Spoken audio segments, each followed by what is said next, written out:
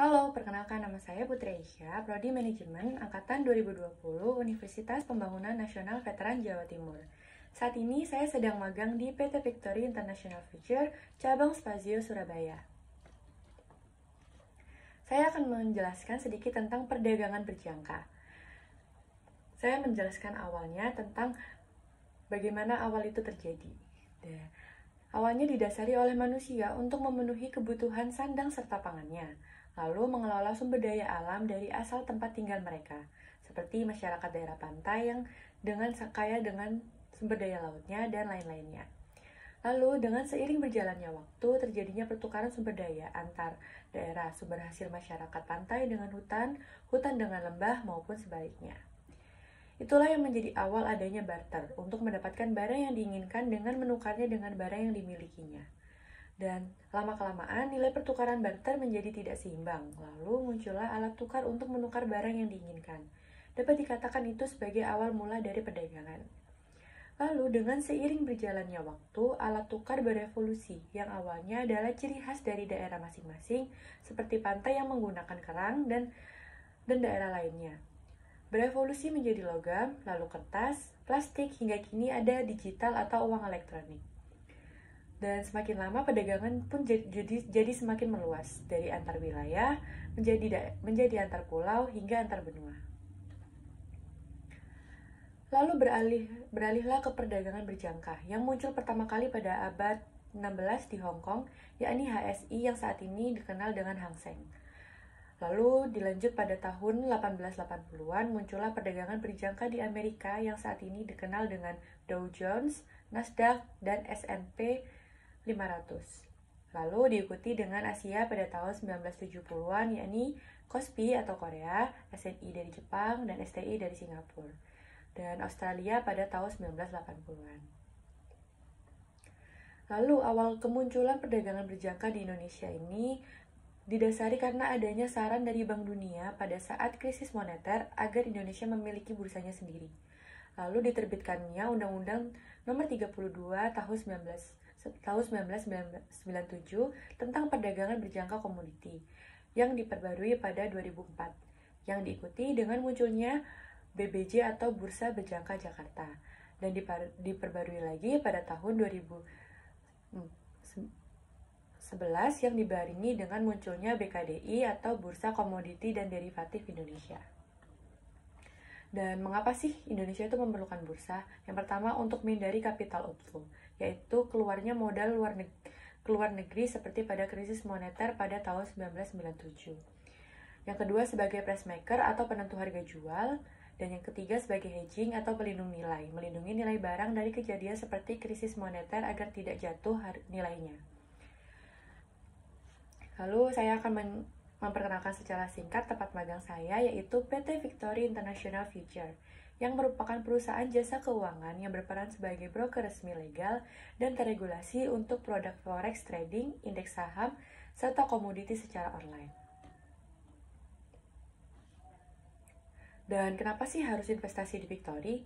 Saya akan menjelaskan 3 hal yang berkaitan dengan kenapa harus memilih Victory, yakni rasa aman, nyaman, dan untung. Lalu kenapa sih bisa dikatakan aman?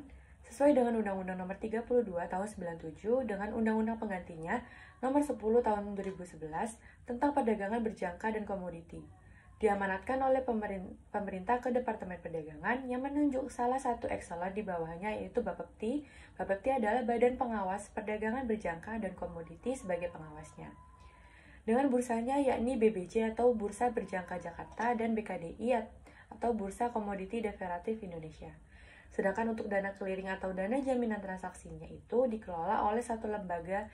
Untuk BBJ adalah lembaganya KBI atau Clearing Berjangka Indonesia, dan untuk BKDI adalah International Clearing House Indonesia atau ICHI. Di mana dua lembaga ini memiliki dua keanggotaan, yakni pedagang dan pialang. Pedagang sebagai lembaga yang bertransaksi atas dirinya sendiri, sedangkan pialang adalah lembaga yang bertransaksi atas amanat masyarakat. Selanjutnya, dan kenapa sih ini bisa dikatakan nyaman? Ada 3 hal yang menjadi poin penting untuk dikatakan nyaman, yakni efektif, efisien, dan margin requirement. Efektif. Ini efektif karena tidak membutuhkan waktu lama untuk transaksi jual beli serta pengawasannya.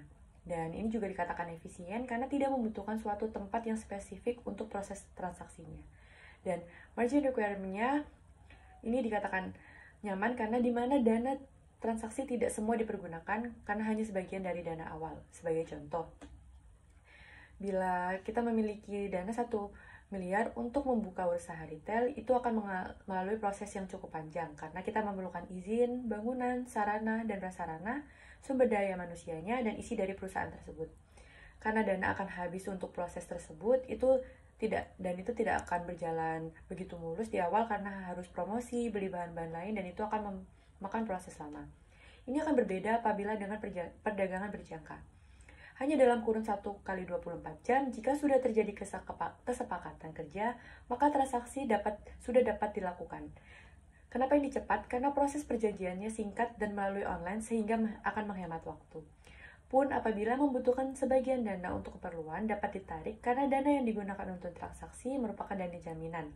Yang dana jaminan ini per satu lotnya adalah $1.000. Apabila menggunakan fixed rate 10.000, maka nilainya 10 juta. Jadi ini dapat dikatakan nyaman karena apabila dibutuhkan dana untuk keperluan dapat ditarik dananya sebagian.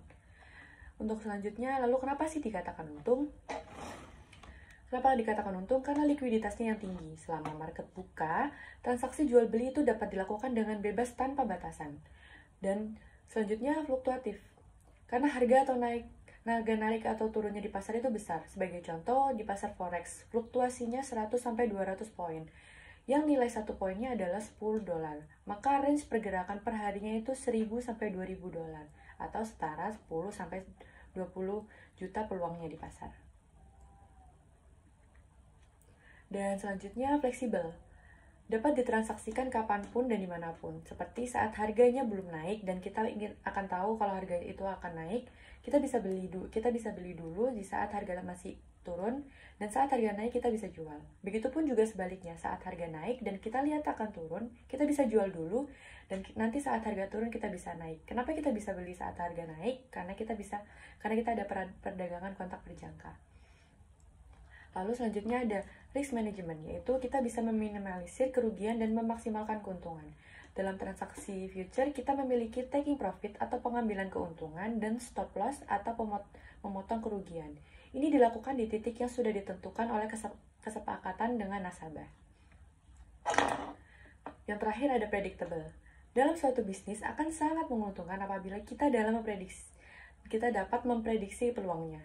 Dan pada bisnis ini peluangnya sangat bisa untuk dianalisa dan diprediksi baik secara teknikal maupun fundamental. Baik, itu yang bisa saya sampaikan. Kurang dan lebihnya mohon dimaafkan. Sekian, terima kasih.